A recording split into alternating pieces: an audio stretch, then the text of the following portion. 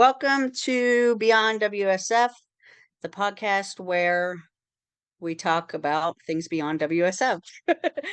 You got your host, me and Tyler, Julie and Tyler, and our guest today is, I'm going to butcher his name. How do you say your name? It's a silent T. So Cathal. Cathal. It's Cathal. Cathal? Yeah. Cathal McNally. Cathal McNally. Welcome, Cathal. Thanks Thanks for for having joining me. us. Yeah, man. Thanks for joining us. I know it's a little bit later over there. What time is it there in Ireland right now? 8:45. Oh, man. Thanks for staying up late for us. Nearly I know. bedtime, yeah. So, but yeah, man. Are the days later now, though? Yeah, it's still bright, yeah. It'll be dark at what time? Like 11? 10:30, 11, yeah, and around that. Go ahead, Tyler. So yeah, man. Just let us know who you are and like where you're from, and we'll get into it. So I'm Cathal McNally. I'm 32. I live in a place called Jonesborough. It's in South Armagh, just on the border between Northern Ireland, the north of Ireland, and the Republic of Ireland. I work for Dublin Fire Brigade. I have done for the last 7 years, and I've competed at World's Strongest Firefighter for the last 3 years in a row. Nice, man. That's awesome. So like, is it a big difference between like, Northern Ireland and like the Republic of Ireland? Is that like a big kind of like border, or is it something you just kind of walk across and you wouldn't know the difference? So like jurisdictionally, yeah, it is. So like the Republic, you're using euros, slightly different laws and stuff. The North, technically still part of the UK, use sterling up here, so slight differences. You wouldn't know when you cross it though if you were here. Yeah. That Nice. would be such a big difference, though, to like Americans, for example. We can just drive to any state or wherever, but if you lived on the border, imagine like having two different currencies. Yeah. Like your phone, every time that we drove from like southern or northern Ireland, like between the two, the phone, like the entire network would shut off, turn back on. There's Yeah. like a difference in kilometers, right? With like the roads, the speed limits. Yeah. So the south is in kilometers per hour. We're in miles per hour still. Yeah. It's gotta be a Such a little big difference. confusing, but I'm sure you're just used to it by now, living there your whole life. But Yeah. Yeah. You just get used to it. so how'd you get on with the Dublin Fire Brigade? So it's actually, I didn't realize this until I was looking. It's 7 years ago today that I finished my firefighter training. Nice. Congrats So, on your That's anniversary. awesome.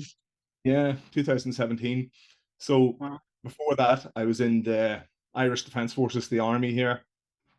And same as anything, we're sitting around talking one day, and somebody told me the fire brigade were recruiting and I should apply for it. I didn't really, at the time, want to because I'm about an hour north of Dublin. So it was a wee bit of traveling. Then eventually I was like, you know what, I'll just stick in for it and see what happens. And I got it. And the fella who told me to apply didn't get it. That's the story. Oh, Yeah, yeah, wow. yeah.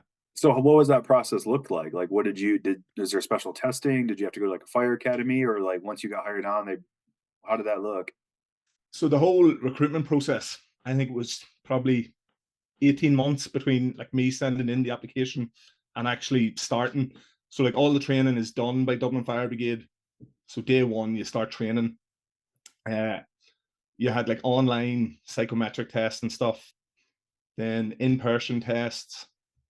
Then after that, there was an interview, then your medical fitness test, and then pass all that and you're in, sort of thing. Yeah. Nice. Is there a lot of people that go through that process? I mean, obviously you said your buddy didn't make it, but I mean, how many people were like in your recruit class? Yeah, so it was a class of about 50. So I think whenever I trained, there was 48 for Dublin Fire Brigade, and we normally train people from around the country for some of the smaller brigades. So there was 2 people from Waterford trained with us, so there was 50 in total. Okay. But I think when I applied in 2015, and I think there was like 10,000 people applied. Wow. And then, yeah, it was like, you're probably coming out of the recession and stuff then in Ireland, so it was really in demand, you know. Was that like that year that they applied, or was that like over a course of years? So normally what happens, I don't know what it's like with you, but like they'll open up the recruitment campaign So like they advertised we're now recruiting. They Mhm. took like 160 people out of that and created a panel. So then they had the panel of people who had passed. So like the first 50 got called for the first class, and then they just worked their way down the list, you know. Mm-hmm. Yeah. So we were kind of talking about before we started this, like, so you're a paramedic out there, but your paramedic is different than what ours is. Like, so can you kind of explain like what you do as in your medical role? Yeah, so like everybody in Dublin Fire Brigade is trained as both. So we have sort of two levels. You can be a paramedic or advanced paramedic. The only real difference, so advanced paramedics would probably be very similar to what your paramedic level is. So give IVs, IOs, Mm-hmm. some cardiac meds that we don't have, and some more pain relief. And apart from that, it's very much similar, but some of the better drugs you'd say they have access to that we don't. Like more than narcotics and things like that. Yeah, that's really the only difference. Yeah, there's a few skills like the advanced paramedic can intubate, stuff like that. Mhm. We can't. Yeah, Yeah, that's like an EMT versus a paramedic over here. At yeah, least for us. Mhm. yeah. Nice. So like how did like were you doing strongman when you started the brigade? Did you find it through the brigade? Like how did you get into strongman? Uh, so I think like the majority of people, I didn't set out to do strongman. I don't think anybody does. It's something you sort of find and fall into and Yeah. become a bit addicted with. Uh, I always played rugby, so up to 2021, I was a captain of the local rugby team. We're doing really well.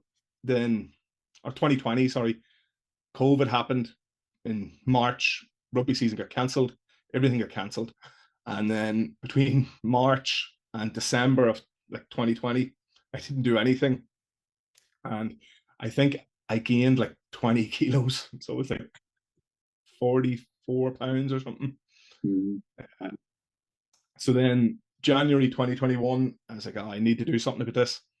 So started with a personal trainer in the gym, just sort of general gym stuff, trying to lose weight.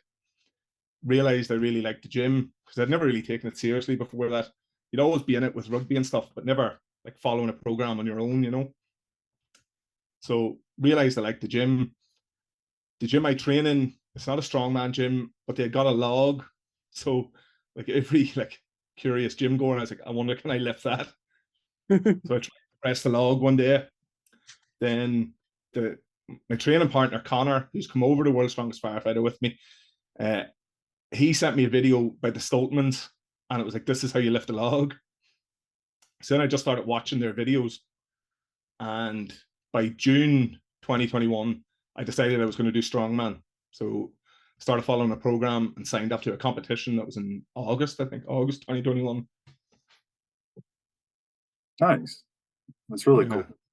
So How much, just to backtrack a little bit, how much longer, like, how long do y'all do firefighting over there? So, for example, like, we had our retirement, I think, is now 25 years. It was 30, now it's Yeah. 25. So, how much longer do you have in the fire service over there? So our contract is you retire at 55. You have, Okay. well, it just changed it recently actually, but like my contract when I joined, you retire at 55 and it's 30 years for a full pension. Okay. So I started when I was 25. So by 55, I'll be retired with full pension. Yeah. Okay. It's Okay. not too bad. It's not really Sorry, Tyler. over here. Super no, curious about no, absolutely. Um, so when you are done, like what do most people do out there? Like do you just pick up a little part-time job or is like your pension and benefits good enough to where like you probably don't need to work again? Yeah. Well, so there's like our union at the minute, my pension is different than pre 2014 pension. Mhm. So it's a that. wee bit on at the minute. But like any retired firefighters I know don't really have to work. Yeah, So it's pretty that's good. awesome. Yeah, Yeah. Yeah, that's and good. out here kind of depends by state. Like if you some states have a better pension or departments have better Yeah. pensions, stuff like that. But it Yeah. seems like a lot of guys you can so at least in Kansas, you can retire at 15 years on the job. And once Oh you've been on wow. for 15 years, but granted, your pension is only gonna be like 62 Oh, okay. of what your annual salary is. So Yeah. obviously, the longer you go, your pension increases. So I think you max out at like 36 years, and then at Okay. 36 years, you get like I think it's like 94% of your annual salary. So what a lot of Okay. guys do is those last few years they just rack up the overtime, try to get that annual salary as high as they possibly can, and then they bail out from there. Yeah. Yeah. It's the Yeah, same we here take for the the best of five. the older fellas here, pre 2014, it's your best 3 out of your last 10. So it's the same Okay. situation. You do a load of overtime and get the number up. And yeah. Yeah. How did So if you we go back to, what were you going to say, Tyler? go for it? I was going to say, if we go back to like what he was saying with strongman and rugby, I was just curious, you've been to Scotland or you haven't yet?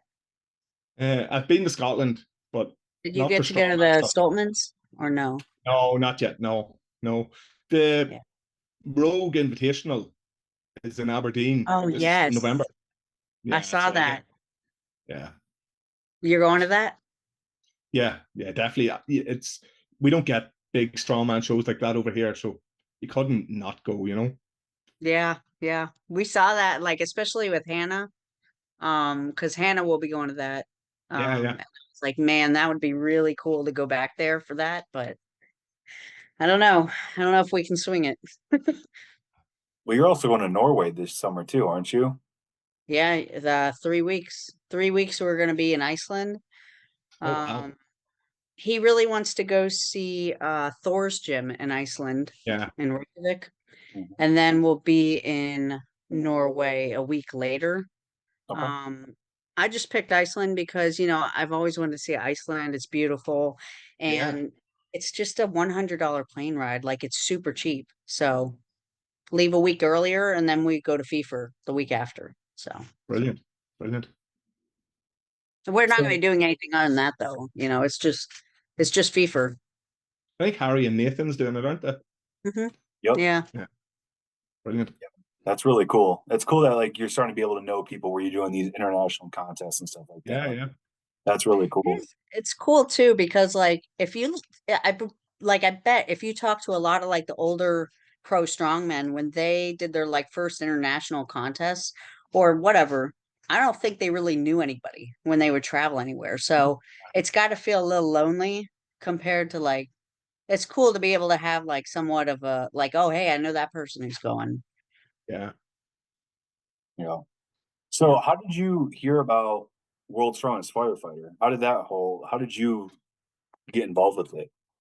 So I can't remember when Noah advertised it, but we have a sports and social club in DFB and they're really active. So somebody there had seen the advert for it, posted it, and then one of the fellas that I work with sent it to me, like, you should do this. And then I hemmed and hawed over it for must have been 2 or 3 weeks. I was like, I don't know if I should do this or not. And then, like everything, I got a wee bit of courage when I had a few drinks in the house one night. Like, you know what? I'm going to email. So I sent the email to Noah and then did the video thing we had to do. And Mhm. then it's just hooked up from there. Yeah. Yeah, it's funny because we were talking before with Noah, like, I had never done strongman until I saw the World's Yeah. Strongest Firefighter thing, and I was like, same thing. I was like, we'll see what happens, and I just applied, and I was so nervous because I was like, there's no way he's gonna pick me. I was like, I have no Yeah. strongman background. I was like, I don't even know what the events are. And then he sent that email out one day. I was doing like a work email, and it said like, congratulations, you've been accepted at World's Yeah. Strongest Firefighter. I was like, oh shit, like. And I remember when he sent that, I gave him some crap afterwards because we got the email in like January, like the first week of January. Yeah. It's like, hey, you Mhm. have 7 weeks to figure out this sport. Like, Yeah. and it included a log press and the other things. I was like, well, I guess we'll make it happen. Um, but yeah, so that's cool that you were Yeah. able to. I mean, I was actually I was in my car driving into work for an overtime shift, and I like seen the email pop up on my phone. And I was like, I wonder is that it? So I had to pull in, and then I sat there for like 20 minutes, going like, can I even afford to go to America for a week? Luckily, I was going in on overtime, so it was okay. Speaking of which, have you ever been to the States prior to this, or No, no, that was my first time. Yeah, okay? and the wow. only time I've been 3 times now, but it's been to Ohio 3 times in a row. Yes. Oh, man. We're gonna have to get you some of the other states, man. Like Yeah. Ohio, Yeah. man, we got to get you somewhere else. We got to get you start seeing like the There's Northwest, all that good stuff. more to see. Yeah, So I how think was your so. travel experiences? Like how did that work coming from Ireland? So the first year, the first and second year was a wee bit awkward. There's no direct flight to Columbus, so you had to Mm, fly to like Chicago and get a connection and fly back. Uh, yeah. so I think like the first time we flew, like from I left my house to when I got there, like by the time you get to the airport, get checked in, do the connecting flight and stuff. I think I was traveling for like 24 hours or something. Wow. It's just it's just an awkward place to get to. Yeah. Luckily, this year there's a flight to Cleveland that we got. So we flew to Yeah. Cleveland, rented a car, and just drove down. So it was great. Yeah, like our Well, brother. wait a second.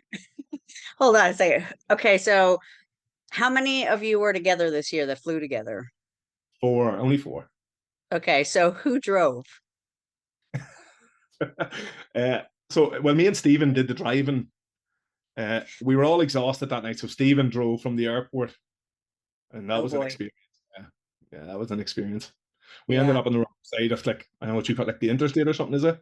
We Yeah. went to turn. So if we're turning left, you stay on that side of the road. Whenever you're turning left over there, you have to go out Yeah. past the first lane of traffic. We didn't Yeah. do that. I'm Yeah. sure another American was flipping you off and you Yeah, get out of the way. yeah. No, it's fine. Like during the day, whenever Yeah. you're following somebody, it's okay. But at night time when it's dark, Oh yeah, that gets dodgy. Yeah, dodgy's a good word.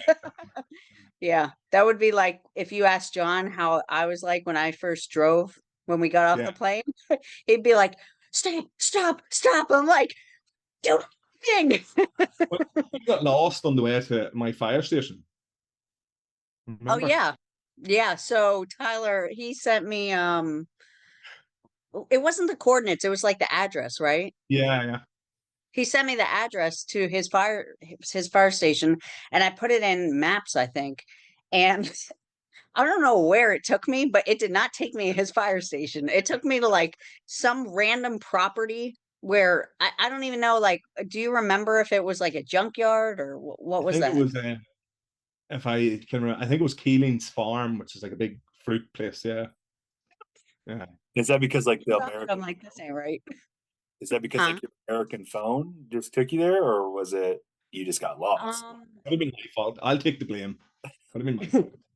it was definitely no, it was definitely like the phone, but I don't even think it was like Maps does this sometimes where like, if you put in an address and it says like avenue versus like place or boulevard versus I think that's what it like auto corrected to maybe. And so that's what it ended up doing because I think it was the same address but like a different end word. Gotcha. It was funny though. Just on what you had asked there, Tyler, about the travel to the States and stuff. The first year we went, and you already said it, like we only had like 7 weeks notice Mhm. to go and stuff. So I just went on and like booked flights, and I told my training partner I was going, and then told the fellas in work. I didn't really say it to anybody like, "Do you want to come?" or anything because it was a lot of pressure, but like 7 weeks to go, and everybody has kids and stuff, so I didn't want to put anybody under pressure. But went into the gym, and Connor that I train with is like, "Right, what flight are we getting? I'm obviously coming with you."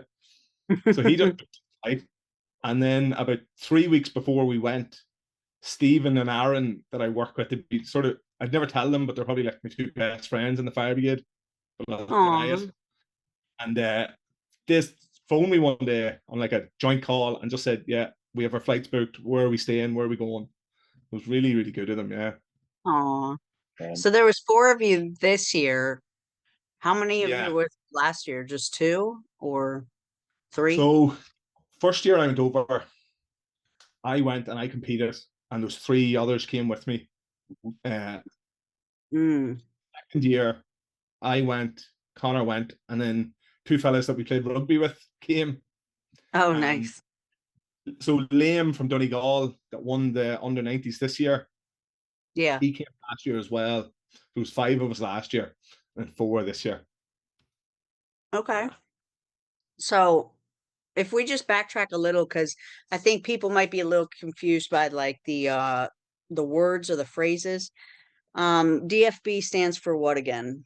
Dublin Fire Dublin Fire. Brigade? Yeah, And then yeah. sports, what did you say it's called? Sports club? Sports and social club.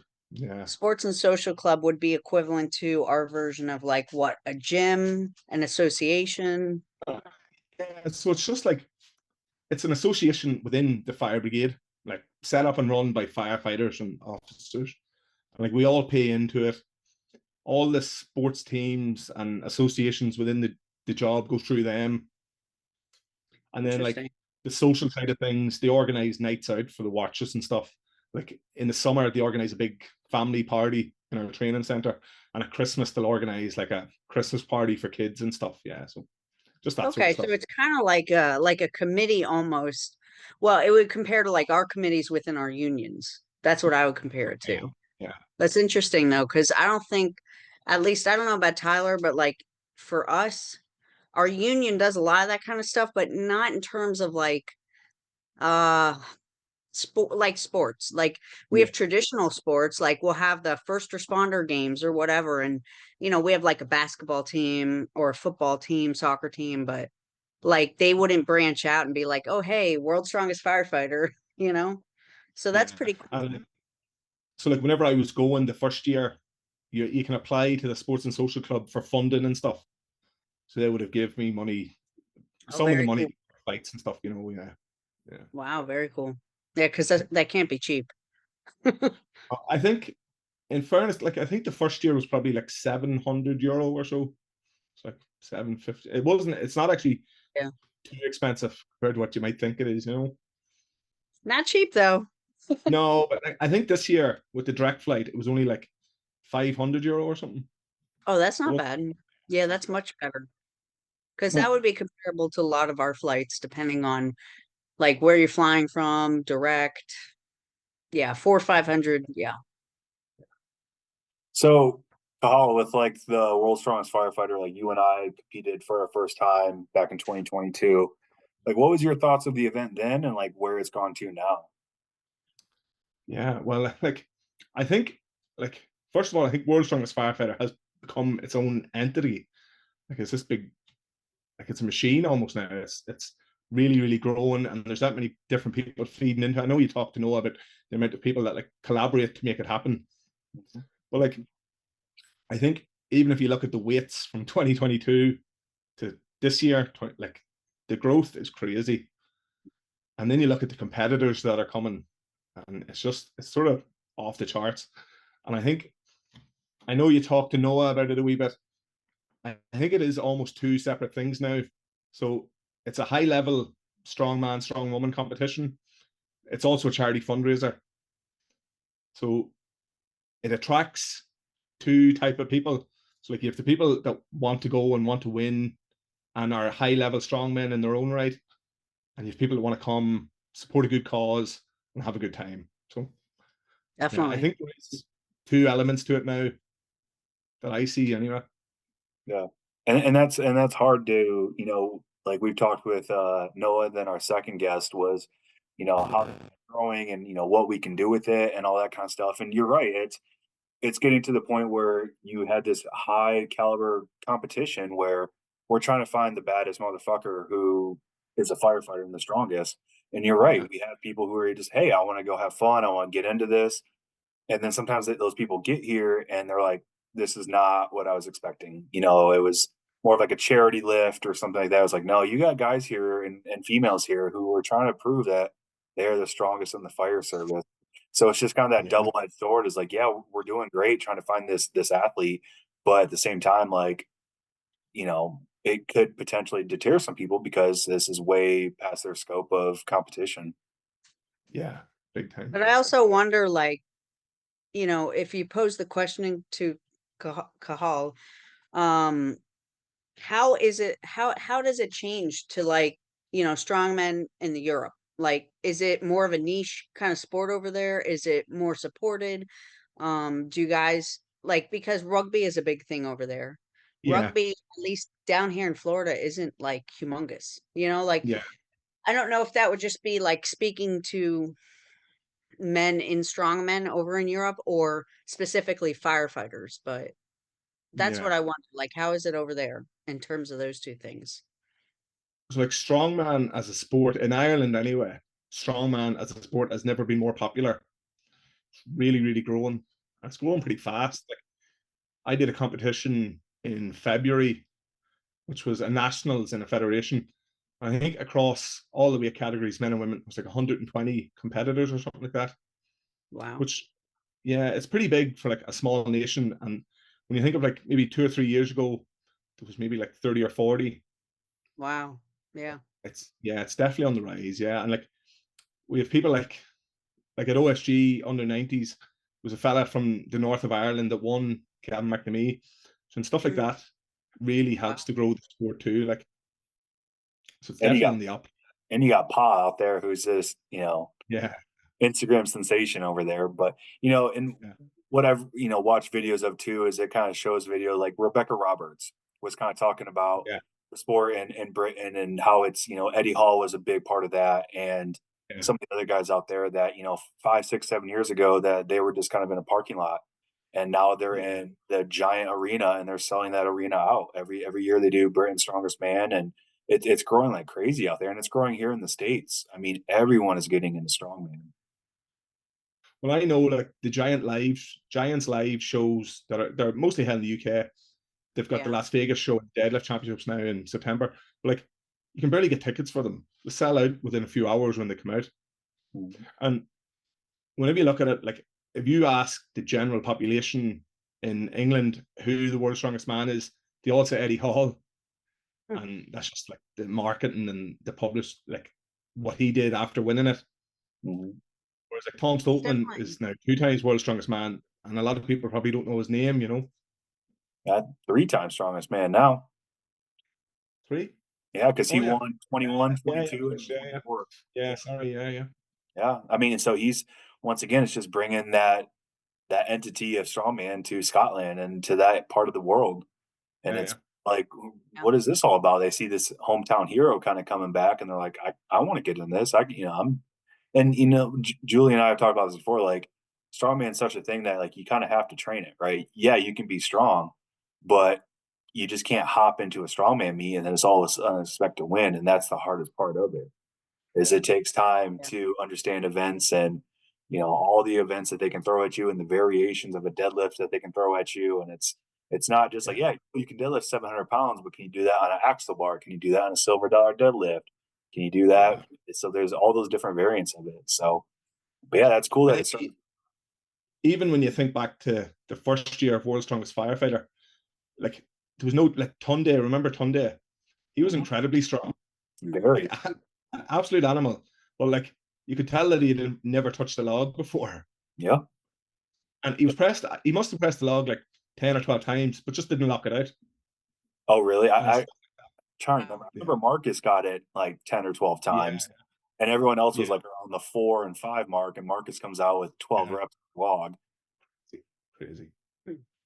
But man, that's cool to see though. That's cool to see that you guys are getting it out there, and the Dublin Brigade helps support that and was trying to get you guys out there. And obviously Liam, being part of it now too with the under 80 Yeah, and yeah. getting more is so now with you and Liam doing it, are more guys from the brigade like, okay, this might be something I want to get into, or is it the travel that kind of deters people, or what is it?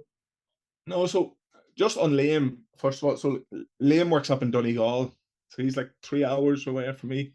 But the first year I come back from World's Strongest Firefighter, I did a competition in August, and I was talking to somebody. They were asking me about the competition, and they actually said, "Oh yeah, Liam's a fireman." I had never met Liam before. Liam had never heard of the competition, but just because of this chance conversation I was having with somebody else, he then got involved. Came over last year, and there was only 105s last year, and then this year went back and won the 90s. So yeah, uh, as well. So it was me and Liam, and then Stephen. So the first year I went over, Stephen came over. He was one of the fellas just come over to support. He had never done any strongman. Decided he liked it. Started training. Did a few competitions here, and then he competed in the 105s this year as well. So Yeah, just through going and seeing it and thinking, yeah, I like this. Yeah, I'll give it a go. yeah. And what we're And realizing too throughout this World's Strongest Firefighter, it's spreading so much quicker by word of mouth than it is by social yeah, media. You know, unless Yeah. you're looking for something that says Yeah. world's strongest firefighter, you're not really going to find it. But the word Yeah. of mouth, and it's getting into all Oh, the yeah. firehouses, and it's spreading, and that I feel like that's how we're spreading the spores, by word of mouth. And like you said, just a Yeah. chance conversation with someone, and then now look what you got going. You know, that's awesome. Yeah. Yeah. Yeah, and you can even see that online. Like 2 years ago when y'all competed and I sent in the video and I didn't go because there was no women. Mhm. I'm never gonna let this go, Noah. But if you remember 2 years ago, I remember all the postings about it, and I remember like across the US, you'd see people tagging their friends, being like, "Oh, Yeah. you should do this, you should do this." And none of those people, I feel like I could be wrong, but like none of those people ever signed up. But when you Yeah. talk to people that like talk to their friends, like how you two had that chance conversation, it's like everybody that was word of mouth got Yeah. involved. Yeah. So with your, you know, I know you competed. What was it last month for Ireland's strongest? Yeah. Yeah. Just Uh, started this month. Yeah. How did that go? So I finished ninth overall. Uh, some of it went to plan, some of it didn't go to plan, but I suppose that's strongman. And you all know anything can happen on the day of a competition. So uh, three events went really well. Two events I zeroed. So you just learn your lesson. Hopefully, you don't make the same mistake twice. What were the three events you did well in? So the first event was truck pull. So I think it was 14 ton. Wow. Finished fourth in it.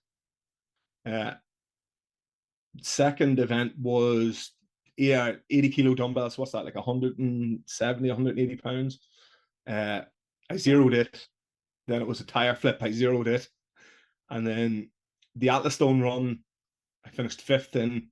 And then at the end, it was like a 200 kilo duck walk over two platforms and then in the power stage. So it went really well. I finished fourth in it, I think, as well. Yeah. So And what would like, was there anything past that? Like if you placed top three, was that an invite to something, or was it just you? so yeah, top three qualify for UK's strongest man, Okay. Oh, cool. which is it's a big show over here. It would probably be like one level below Giants Live sort of competitions, Yeah, that's but cool. you'd have a lot of the same like Pow Dwyer, stuff like that. Now he doesn't compete in that anymore, but he would have done in the past. People like Gav Bilton and my own coach Paul Smith is Oh, reigning Belton. UK's strongest man. So yeah, Nice. Who's your coach again? Paul Smith from Okay. Sheffield, UK. Yeah.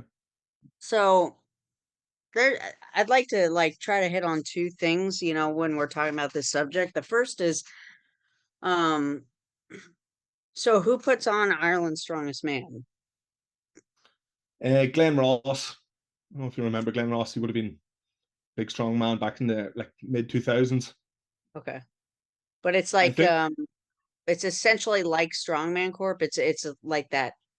yeah. The people So that put on Giants Live or what? Giants Live is its own separate thing, Okay. but they're the brand behind Ultimate Strongman. Oh, okay. Okay. Yeah, I got you now. Which is different from SCL yeah, or yeah, okay. yeah, And then the other thing I want to touch on is like we kind of touched on this in the last two episodes, but just I want like people to hear your mindset of like you going into this competition and thinking, okay, I just want to at least, get one rep in this. Like a lot of people yeah, get scared away by potentially zeroing events, which seems to be kind of a newer mindset among yeah. competitors. Maybe not. I don't know. But it'd just be interesting to hear somebody else's mindset going into that. And like, Yeah. what So was your mindset?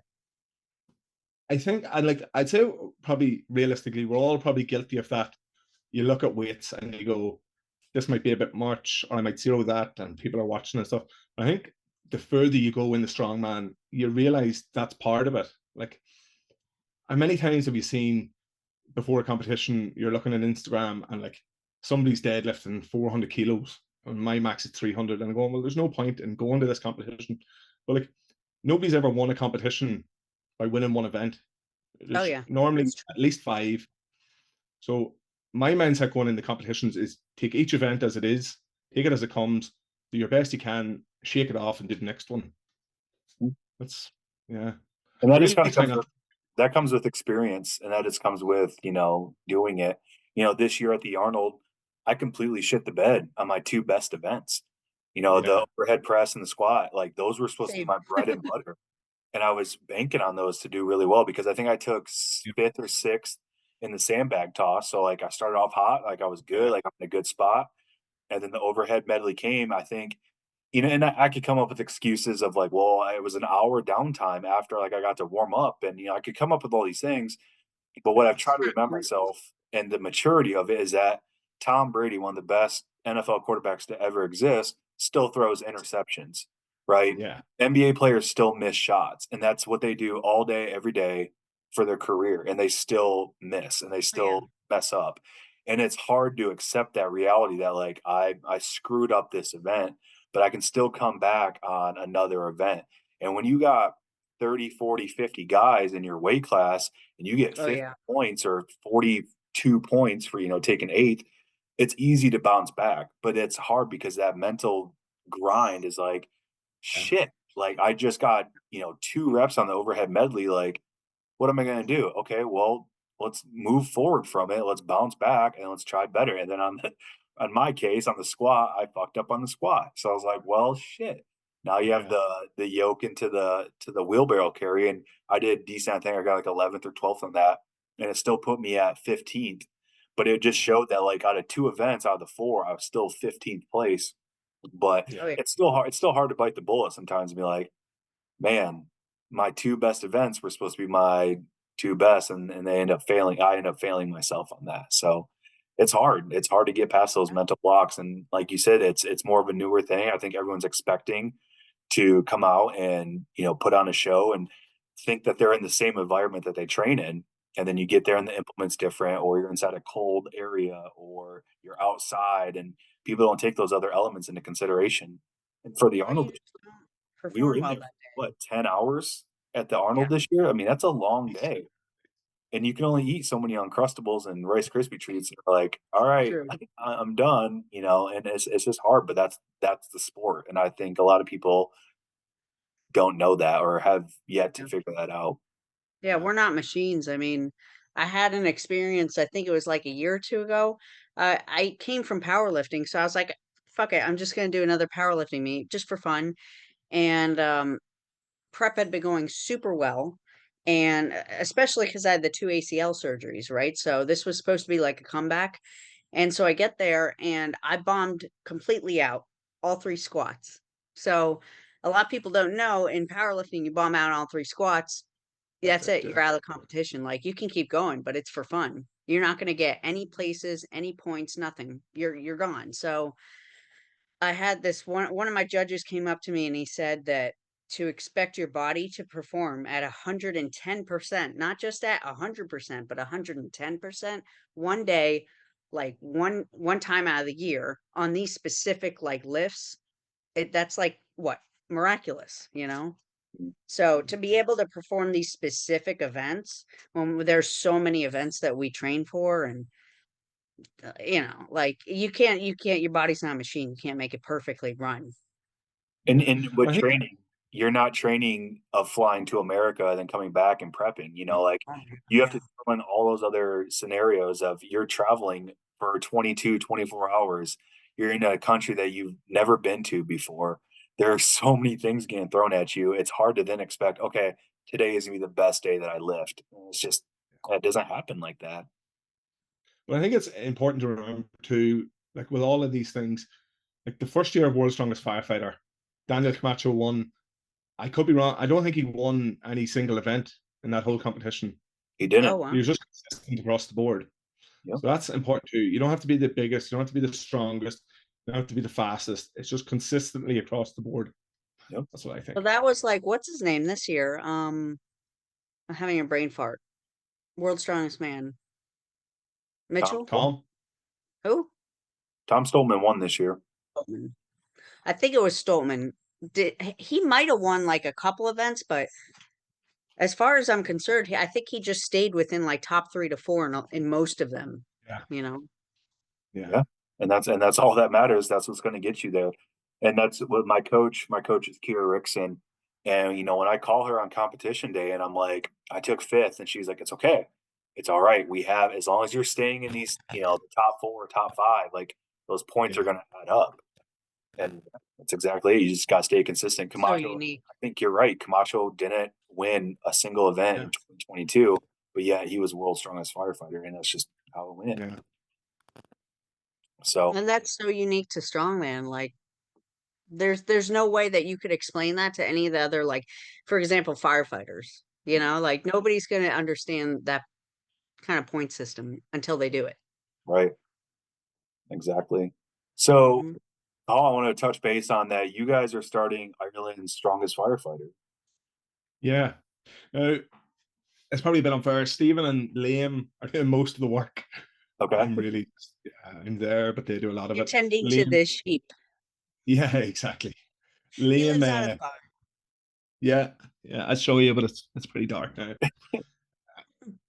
Liam designed the poster and stuff. Stephen there's a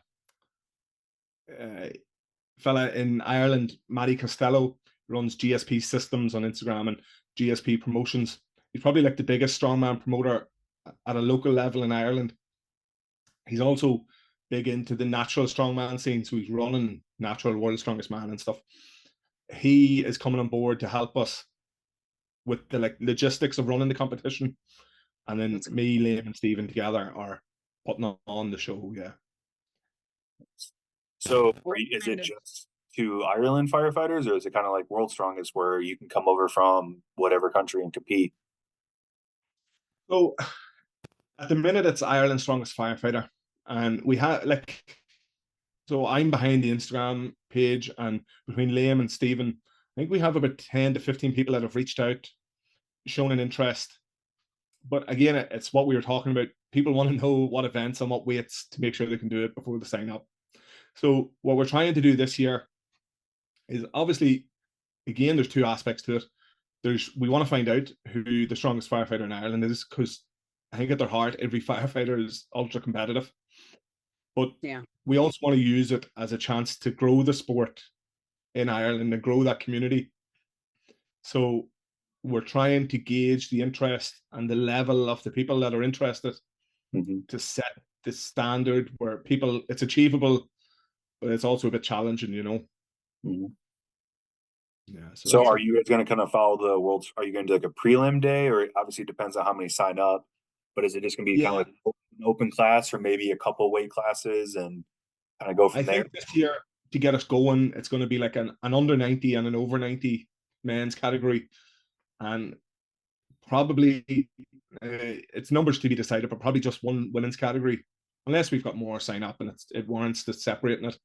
Mm-hmm. We're also thinking of, I don't know if you see it much in competitions over there, it's starting to come in here where, like, say on a deadlift, if it's a deadlift for reps, you'll have two bars to choose from, so a lighter and a heavier, Yeah, Trump.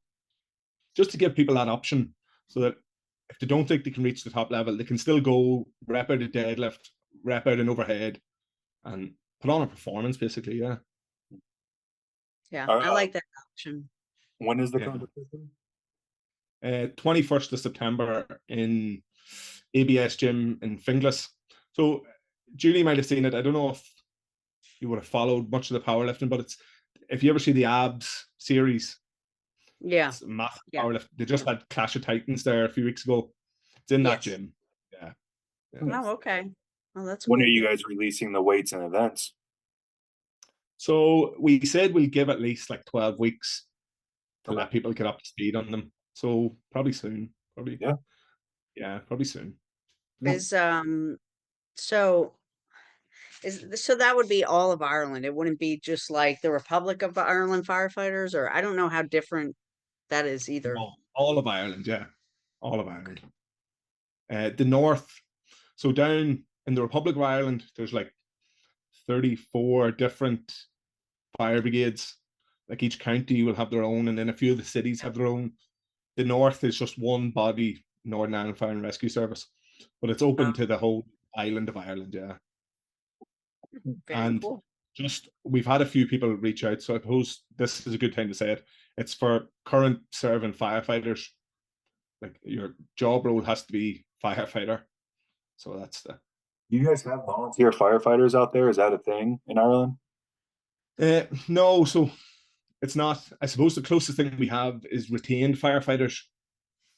Mm. So they're on a pager, but they're paid, they're employed as firefighters. So it is open to retain firefighters because that's well over 50% of the firefighter population in Ireland would be retained.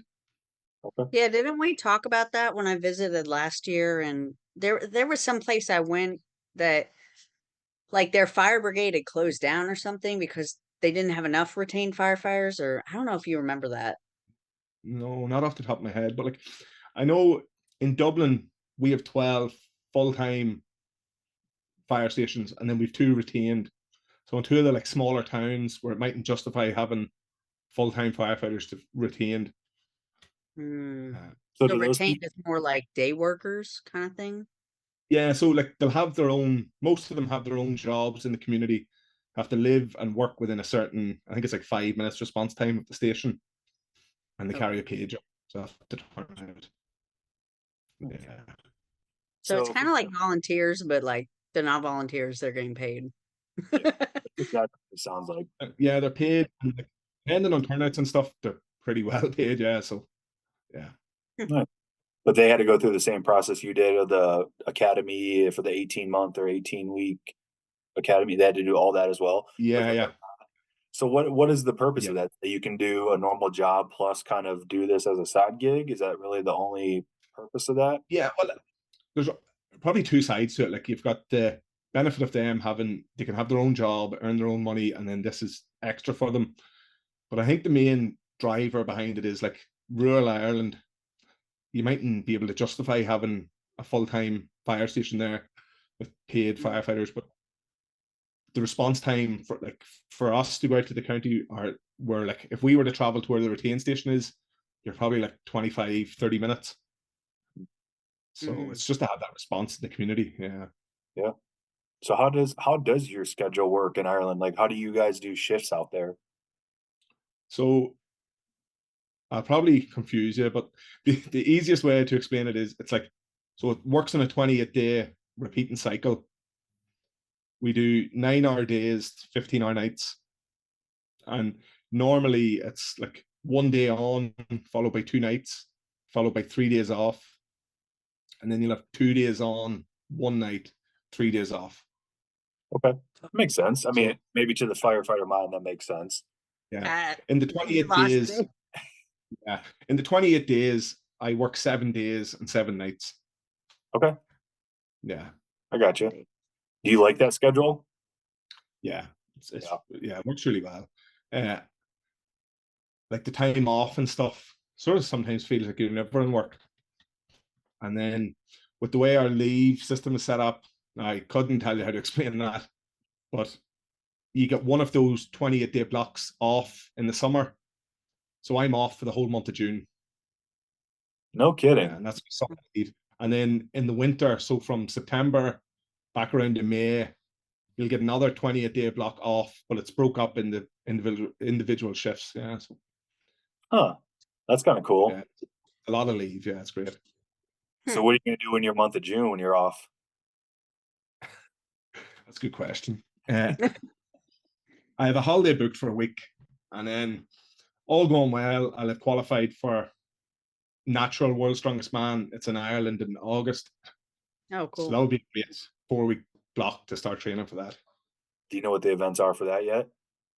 Yeah, so there's 8 events over 2 days, and 7 of them have been released. That's pretty heavy. Wow. What are some of the events? So I know off the top of my head, there's a log ladder, and it's 4 logs, and the last one's 160 kilos, so like 350 or something. It's a 320 kilo Kratos bar deadlift for reps, the long Cerberus bar. Bag throw up to 28 kilos over 14 foot or something. And then I seen the other event I can remember, there was one announced today, the 340 kilo yoke into 135 kilo axle. you have to carry the yoke 20 meters and then do 1 rep of the axle. So Okay. So it sound like good events. yeah, and it's interesting to train. That's the best thing. Something new to keep your attention, you know. Yeah, absolutely. And like Julie already said, I do live on a farm, so I'll be What do you have on your Yeah. farm? I wasn't lying. So my 3 brothers, my father and my uncle, are all sheep farmers. So June will be a busy month for us. Yeah, well, for them, not for us. So how many heads of sheep do you have? Well, so they buy and sell sheep. So Okay. in June there could be a couple of thousand a week. So it's busy. So what do you do with them? You just kind of host them on your property and let them graze, and then you just turn around and sell them? Yeah, sell them for slaughter. Yeah, and Okay. export to the continent and stuff. And yeah. Is that a big thing like where you're at? Is there a lot of people sheep farmers? Yeah, there would be around us. Yeah, well, there's a big farming culture in Ireland anyway. Yeah, so, Mm. yeah. I Nice. managed to escape the job firing instead. Yeah. So besides sheep farming, what else is there? What's the hidden gems of Ireland? If someone was coming to visit you, where are you sending them? What are you telling them to do? Well, I was actually thinking. So you sent me through the list, and I was thinking about it. And like, for me, what I think of Ireland is probably a lot different than what Julie thought last year when she came here as a tourist. And Julie's probably seen more of the touristy things than I have. You know, when it's on That's your door, and you just never think to go and look at it. Mhm. The only thing I would recommend, so if somebody's coming to Ireland, first of all, if they're part of the World's Strongest Firefighter alumni and that association, get in contact. We'll try and meet up. Mhm. But I'd say the 100% biggest have thing, to go see your yeah, station. because I know last year, not long after you were here, Samantha and Keith were here for like 4 days, Oh yeah. and me and Liam were meant to meet them, but I think obviously we've all met Samantha. I think she had her whole week planned out to a T, and like Yeah. getting 20 minutes in to meet her just wasn't happening. Yeah. Yeah. I don't think they stopped from when they got here to when they left. So Yeah. Yeah, I think she's just in don't make it. Alaska right now doing something out there, and Really? I don't think she ever stops, to be No, honest. you know what? She's gonna be down here in West Palm like next week. I guess there's a conference her company's putting on, or the O2X thing. So I wish I knew about it sooner than a week, but Yeah, she does but travel a lot. yeah. Yeah. Just on the Ireland thing, I think the number one thing I'd recommend to anybody, if you're coming here and it's during the summer, try and get like a Gaelic football or a hurling match. Because okay. I don't think I could explain to you where you get the perfect like view into what Irish culture is, and like you'll have counties that are neighbouring each other, but the fans hate each other, and it's brilliant. It is, yeah, it's Nice. Okay, it's good to know. yeah, Yeah, that's what I was gonna say is I wanted to put in the podcast like earlier when he was talking about like Republic of Ireland and yeah, um like I don't know if people know that animosity between the two, you know. yeah. So there's not really now, but like obviously the troubles are, touch wood, long behind us now. But like it's not that like whenever I grew up in South Armagh, which has a long history in the troubles and stuff. And like Mm, it was only to the mid 2000s where there was British soldiers patrolling the streets every day and stuff, you know. really? Uh, yeah, I remember in like 2010, we had a rugby coach from Australia, and he was over and he was living in an apartment in Newry. And it's not really funny, but there was a bomb outside Newry Courthouse, Oh and it no. blew up like the front of the courthouse. But like we were at rugby training when we heard this, and everybody was just like, "Oh yeah, it's a bomb. That's fine. Happens all the time." And he was like What? freaking out. He was going to leave the country and all. It was just down the road from his apartment, so he was freaking out. And he couldn't Oh, understand why we were all standing there going, oh, "It's fine. It's just a car bomb. It's okay." Oh my God. yeah. Yeah, I don't think I'd be feeling too safe there either. I'd be like, maybe time to leave. No, I think we just Just a grew up car in a time bomb. where Not a Yeah, big deal. it's a car bomb. Whatever, get over it. Jeez. So yeah. who's doing car bombs out there? Well, nobody anymore, thankfully. Okay. But Who was? Just like yeah, just yeah, people out there just doing it? yeah. Well, like you'd still have Republicans and the Unionists and paramilitaries on both sides and stuff. Yeah, so Gotcha. I don't want to get in trouble, so I'll not say who was doing anything. I mean, I would compare it to like before when we like separated from the British, that's how I compare it to like Yeah. how we felt about the British back then. I mean, obviously there's not that same animosity now, but Yeah. when we were over there last year, like we could still see a little bit of it. Like, Like, we mentioned a joke to somebody and they were like, he gave yeah, us like a side eye, like there's still parts of Belfast and stuff. Yeah.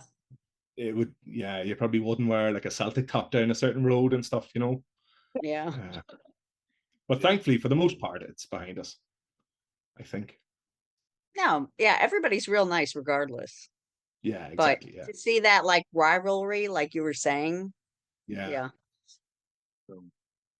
All right, Cathal, man. Well, we appreciate you. Where can people find you on social media? So it's just my name, Cathal _McNally _ Instagram or strongman. Uh, just on Instagram. Now, I don't really post anything too interesting. I post my own training as a bit of like a accountability and a log for myself mostly. Yeah. But That's all I and do if now. anybody's listening to this from Ireland and you're interested in Ireland's strongest firefighter, just search that on Instagram. You'll find it, or reach out to me, Stephen Weldon, or Liam is at Pure Grit Gym on Instagram. Reach out to any of us. Give us a message. Even if they get in contact with you and you send them my way, whatever. Yeah. I love Liam. The only Yeah. thing I can remember is from when we were hanging out drinking that night, and he had the little croc piece, bro. The Yeah. freaking Yeah. pure grip. He gave them to everyone. He's still giving That them was out. amazing, though. It was Yeah. amazing. Like, who's gonna hand you a piece that fits on your croc? That is Yeah. the gym name. That's Yeah. amazing. That's awesome. Yeah. Cool. Yeah. All right, brother. Well, we appreciate you. We'll be seeing you again next March in Ohio. We're going to take you Yeah. somewhere else besides Ohio, or get you some food. Or Yeah. what Take is your him somewhere what is your warm. favorite thing to eat in Ohio? My Or favorite food. yeah, So I got introduced to Waffle House this year. Oh, yeah. It might be Waffle House. I yep. think so. Every year we go, in fairness, I don't know if you've ever been, we were meant to go this year with the sort of alumni from 2022, that Hyde Park steak restaurant place. Oh yeah. Yeah, Oh, we go there every year. Yep. That's a great It's really steakhouse. nice. But like, if you gave me the option, I'd probably still choose Waffle House. Well, Waffle House is amazing. I think Yeah. last year I gave you some like Girl Scout cookies. I Yeah. think I made you try different kind of candies and stuff like that. Yeah, So I have to bring a little charcuterie board for you of different things to try. yeah, yeah. All Hey, right, they brother. got some pretty good candies and stuff over in Ireland. I bet they Yeah. do. That's So, what we should really do. Not just the patches trade. We should do the food It's an trade. exchange. Yeah, you know, yeah. so. All right, brother. Well, take care of yourself. Thanks for being on. And we'll talk to you soon, brother. Great Thanks seeing for you having again. me. Of course, See man. you later. Bye. See you later.